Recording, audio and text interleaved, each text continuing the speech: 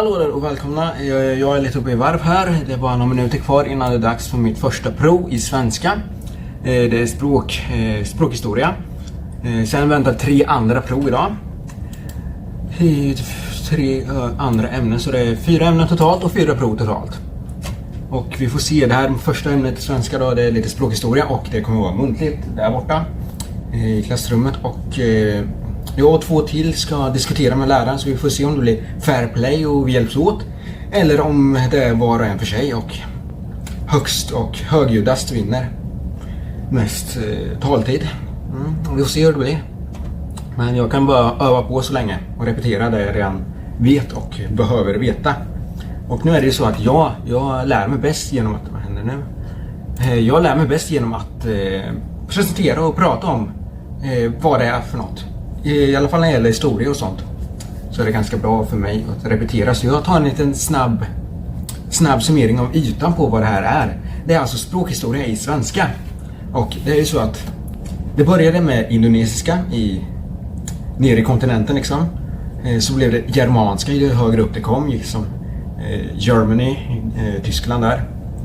Och så blev det lite nordiska när det kom upp till de skandinaviska länderna. Och här då levde vi ganska mycket på runor, och sen så kom ju kristendomen och latin. Och så blev det fornsvenska, äldre nysvenska, yngre nysvenska och nusvenska. Och jag läser nedantill här på datorn, så ni undrar varför jag kollar ner så mycket. Och det var ju fornsvenska, det är alltså den första formen av svenska som uppstod. Och det som skilde den här svenskan från övriga språk i Norden, från övriga språk, det var ju att den här skilde sig från norska och danska. Och därmed blev det ett eget språk. Skilde sig också från samiska och finska. Och därmed blev det ett eget språk.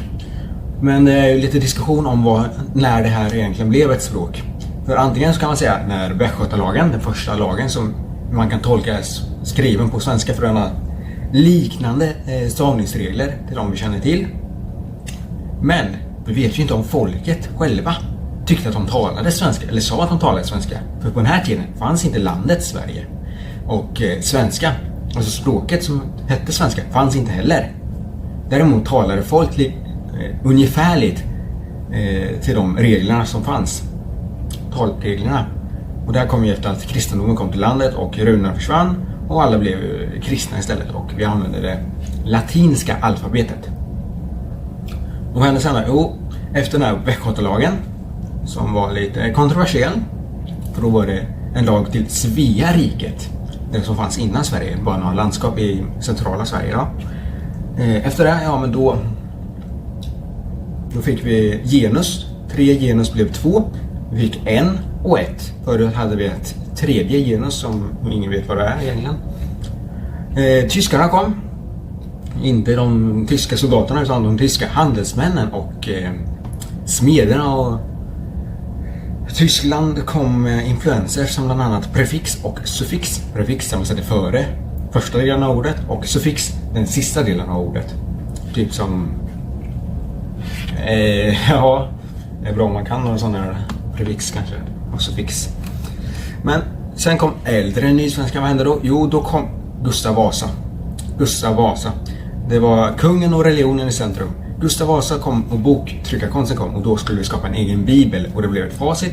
Språket det blev lite mer strukturerat, och man fick ett facit. Hur ska det se ut? Ja, men så här ser en svensk mening ut så. Och så här skriver man SK och ja. Och så här stavar man på den äldre nysvenskans tid. Och vi fick likadan verbböjning i singular, alltså jag, du, han, hon, den, det är, medan de övriga 3 plural är äro. Så blev är, jag är, du är fortfarande, och de äro. Hoppar vi ner ännu längre ner, och då var det dags för nusvenska. Äldre och yngre nysvenska, klart. Nu är det dags för nusvenska, den vi har idag. Och den kom någon gång på 1879. Och då var det så att det kom nya kommunikationssätt, alltså bilen, radio, telefon, och urbaniseringen kom, och människor flyttade omkring lite mer. Snackar med andra människor, man börjar reflektera över hur låter min dialekt egentligen. Rikssvenskan kommer att konkurrera ut alla regionala språk. Eller inte språk utan dialekter.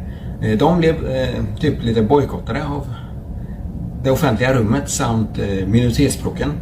Nu vill man inte ha sånt längre och man bytte ut T. DT mot T och TT, alltså att. Och ord som slutar på T liksom. Och HV byttes ut. HV och FV byttes ut mot V, så Gustaf blev Gustav. Exempel. Och sen kom ju USA med mycket kultur alltså. Och nu tror jag att vi hoppade över yngre nysvenskan där. För det var ju Gustav III och Svenska akademin, och ni vet ju vad som händer i akademin just nu. Men de kom med en ordlista och ordbok. Och Olof, en person som skrev en basic svensk tidning. Men så basic svenska på den här tiden, för folk började inte hänga med riktigt vad folk menar. För det var ju tyska, det var fransk influenser kom, fransk kultur kom. Folk skrev som de talade. Och efter det här så ändrade folk sig och talade som man skrev istället. Okej, tillbaka till nysvenska. 1879. De nya kommunikationssätten, ja. Och så kom ju skolan och stavningsreformen. Och det var ju med DT till T och TT och HV och FV ersattes till bara V i stavningen. England blev det största moderna språket efter andra världskriget, och där förstår alla varför det blev så och inte tyskan. USA får mer kulturinflytande. Vi har mycket musik därifrån. Oj, nu springer tiden iväg här. Vi har 1 minut kvar. Okej. Sen är det dags för mig att göra prov. Okej, vad hände sen då? Jo, du-reformen. Alltså man sa inte herr, eller man sa inte rektor, rektor Svensson eller så. Utan man sa du, kom hit. Man sa du till folk istället. Sen kommer det här fantastiska. 2010-talet. Då har pendeln vänt igen. Nu är det mer tillåtet och öppet, och nu vill man ha de här dialekterna och minoritetsspråken. De får egna lagar, minoritetsspråk och samiska får egna regler, och dialekternas tömstämpel försvinner, och nu får de egna rättigheter alltså. Och de får lära sig, och nu börjar tiden springa iväg. Oj, nu är det dags. Och så kommer mobilutvecklingen, och där kom sms och alltså. Men nu är det dags för mig att sticka på riktigt, för nu är det... Ja, det är inte ens en minut kvar. Hej då, vi ses, nu går jag in.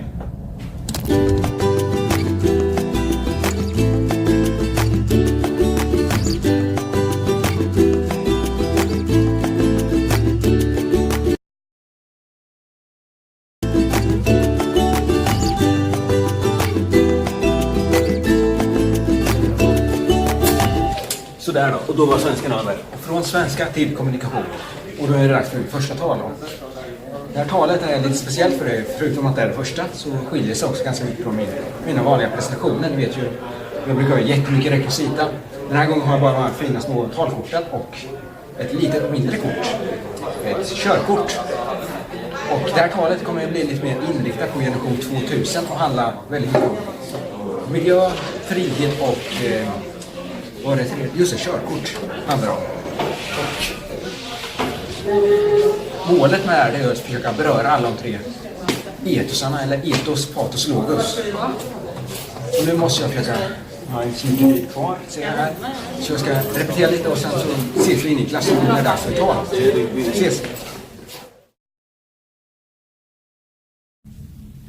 Varmt välkomna. Tack. Nu är det så här att jag brukar hålla tal ibland. Nej, jag ska börja. I handen här håller jag ett kort. Ett körkort. Och det här kortet ger mig möjlighet att transportera mig på ett betydligt större avstånd än vad folk på 1800-talet kunde innan bilen blev uppfunnen.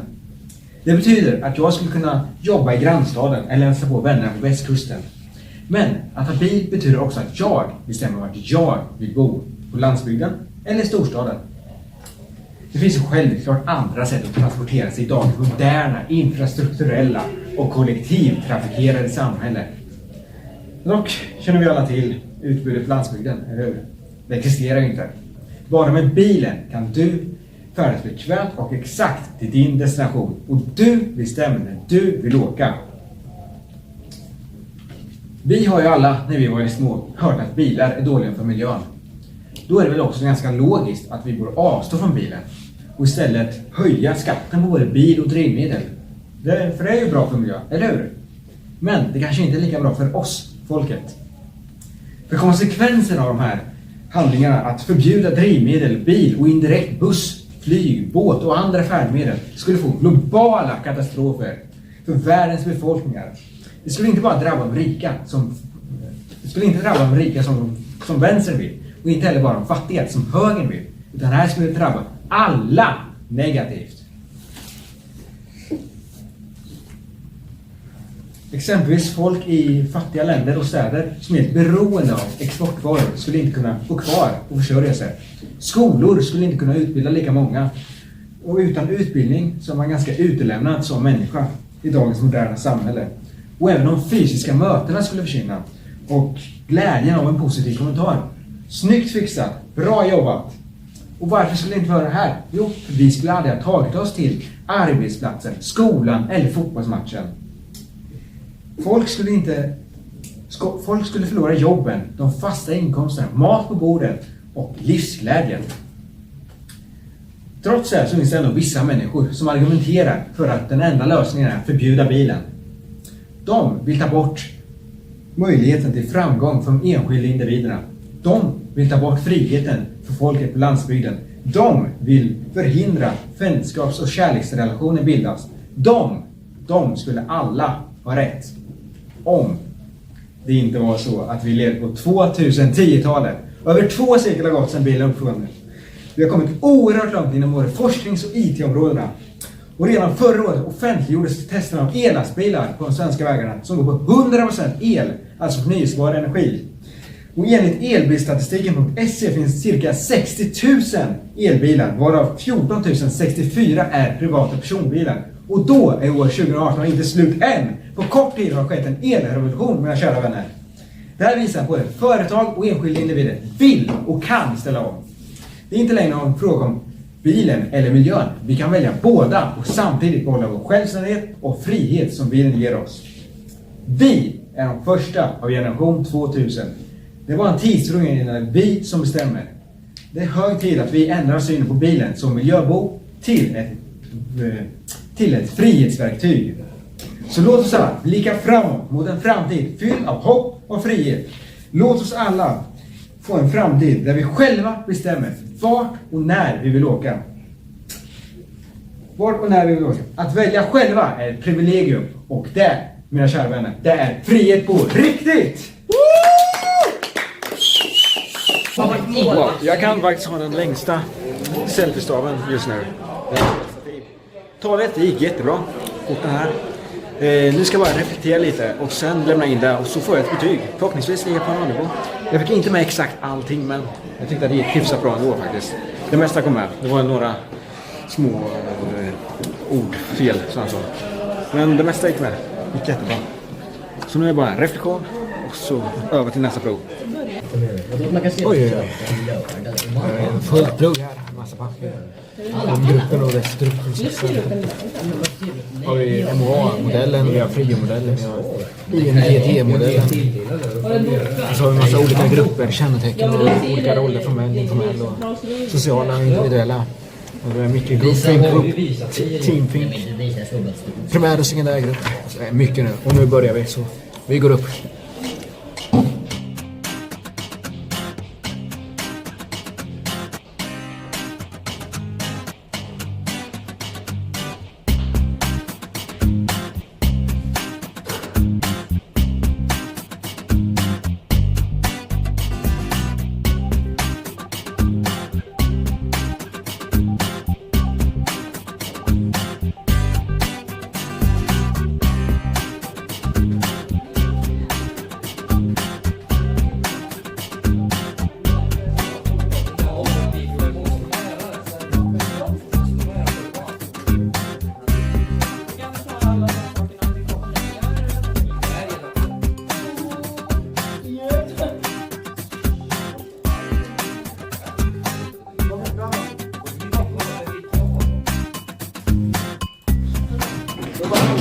4 prov gjorda idag och nu är det bara att sticka hem. Men först så måste man ju plocka ihop allting. Ner med alla sladdar och papper och allting. Det var en väldigt hektisk dag. Massa prov. Och imorgon, ja, då väntar det bara naturkunskap. Någon gång klockan 12 ungefär. Men nu sticker vi hem och laddar upp batterierna för imorgon. Och det kan verkligen behövas en dag som den här som varit väldigt hektiskt full med prov. Vi ses snart igen. Ha det!